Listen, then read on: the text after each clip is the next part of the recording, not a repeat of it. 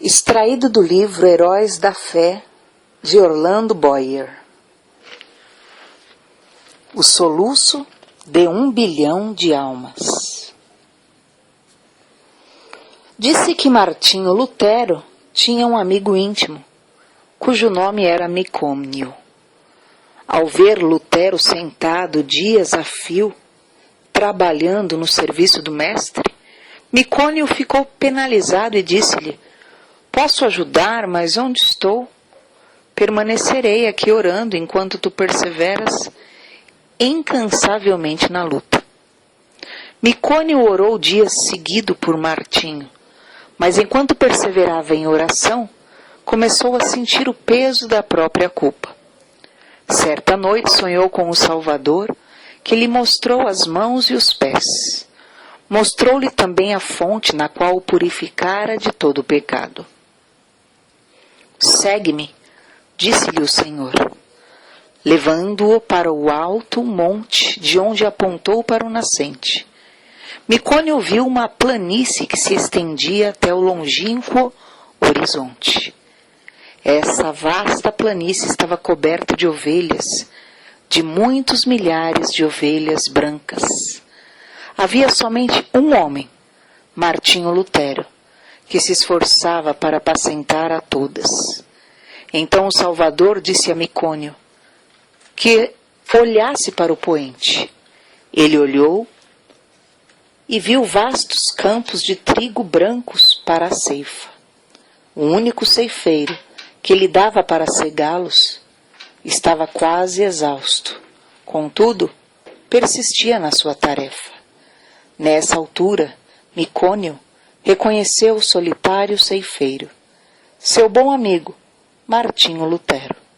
Ao despertar do sono, tomou esta resolução: "Não posso ficar aqui orando, enquanto Martinho se afadiga na obra do Senhor. As ovelhas devem ser pastoreadas, os campos têm de ser ceifados. Eis-me aqui, Senhor, envia-me a mim." Foi assim que Micônio saiu para compartilhar o labor de seu fiel amigo. Jesus nos chama para trabalhar e orar. É de joelhos que a Igreja de Cristo avança. Foi Lionel Fletcher que escreveu: "Todos os grandes ganhadores de almas, através dos séculos, foram homens e mulheres incansáveis na oração.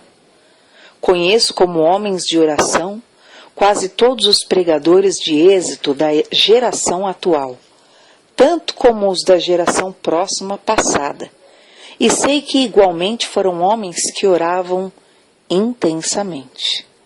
Certo evangelista tocou-me profundamente a alma quando eu era ainda jovem repórter de um diário.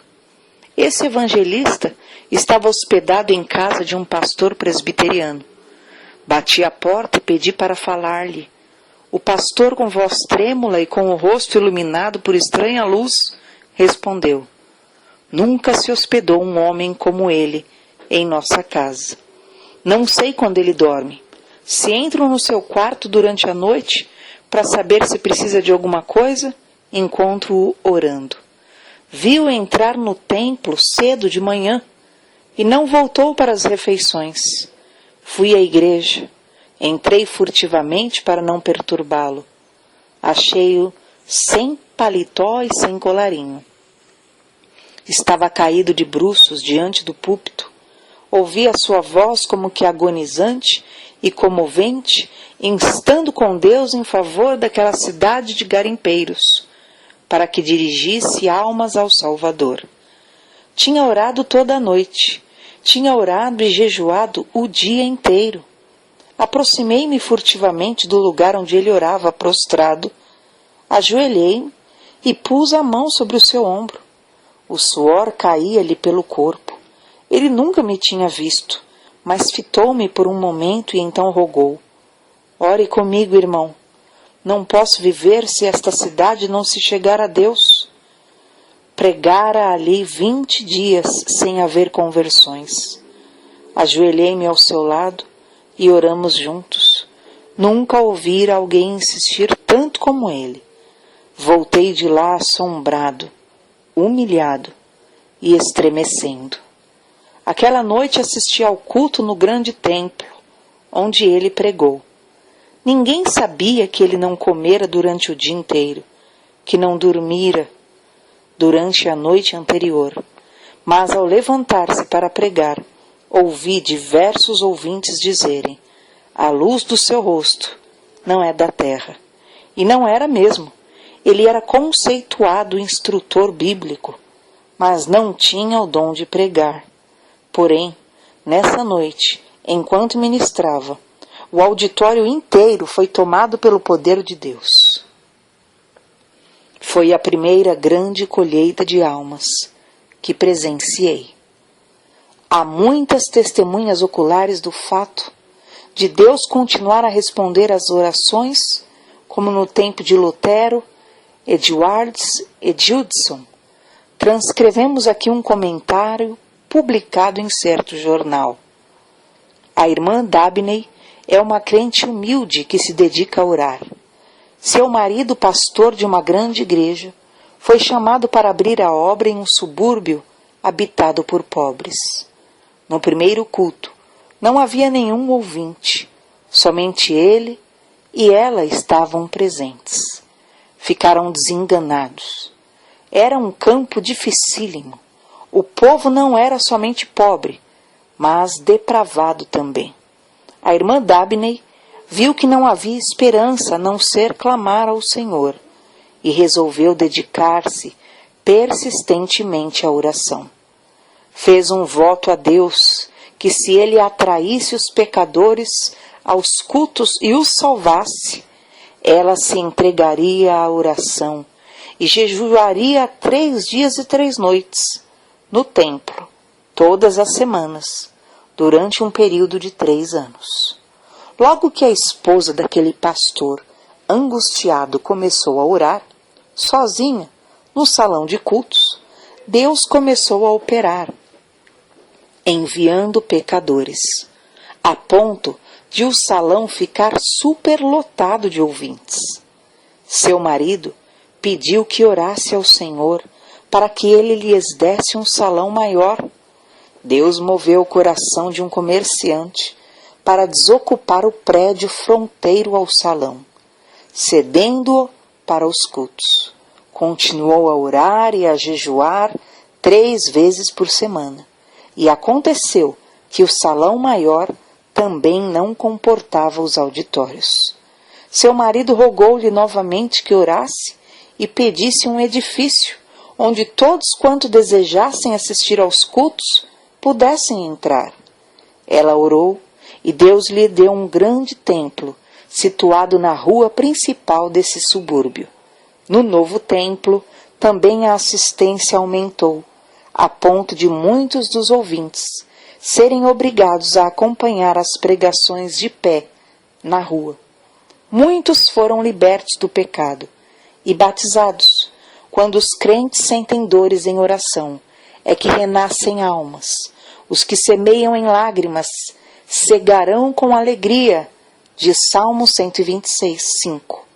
O soluço de 1 bilhão de almas na terra me soa aos ouvidos e comove o coração. Esforço-me pelo auxílio de Deus para avaliar, ao menos em parte, as densas trevas, a extrema miséria e o indescritível desespero dessa multidão de almas sem Cristo. Medita, irmão, sobre o amor do Mestre, amor profundo como o mar. Contempla o horripilante espetáculo de desespero dos povos perdidos, até não poderes censurar, até não poderes descansar, até não poderes dormir. Sentindo as necessidades dos homens que perecem sem Cristo, foi que Carlos Inwood escreveu o que lemos acima, e é por essa razão que se abrasa a alma dos heróis da Igreja de Cristo através dos séculos. Na campanha de Piemonte, Napoleão dirigiu-se aos seus soldados com as seguintes palavras: ganhastes sangrentas batalhas, sem canhões, atravessastes caudalosos rios, sem pontes, Marchastes incríveis distâncias descalços, acampastes inúmeras vezes sem coisa alguma, para comer tudo graças à vossa audaciosa perseverança. Mas, guerreiros, é como se não tivéssemos feito coisa alguma, pois resta ainda muito para alcançarmos. Guerreiros da causa santa, nós podemos dizer o mesmo. É como se não tivéssemos feito coisa alguma. A audaciosa perseverança é-nos ainda indispensável. Há mais almas para salvar atualmente do que no tempo de Miller, de Livingstone, de Patton, de Spurgeon e de Moody. Ai de mim, se não anunciar o Evangelho. Paulo disse em 1 Coríntios 9. Não podemos tapar os ouvidos espirituais, para não ouvir o choro e os suspiros dos atuais 6 bilhões de almas na terra, que não conhecem o caminho para o lar celestial. Deus abençoe.